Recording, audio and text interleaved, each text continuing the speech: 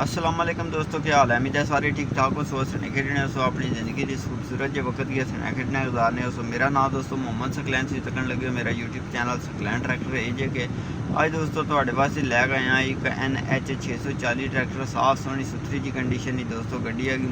Model गड्डी ना 2002 है तो अच्छी कंडीशन ही जैनवन हालत नहीं गड्डी है। चलने गड्डी ना करने रिव्यू बाकी गलबात थोड़े नाल लगे चल के शेयर करने। तो जे अजे तक तुम वीडियो भी लाइक नहीं किया वीडियो भी करो लाइक, चैनल की सबसक्राइब नहीं किया सबसक्राइब करके घंटी वाला बटन नाल लगे आ उसकी प्रेस कर गाल तो करे कि मजीद आने वाली वीडियो है जी थोड़े तक पहुँची सके। तो चलने फिलहाल तो गड्डियाँ करने रिव्यू।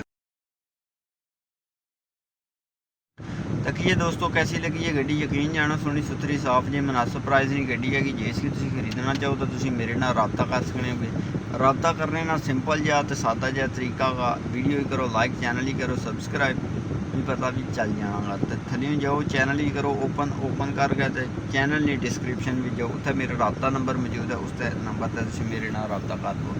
मिलते हैं दोस्तों नेक्स्ट वीडियो जिन्हें तुम ख्याल रखे अपना। अल्लाह सुने।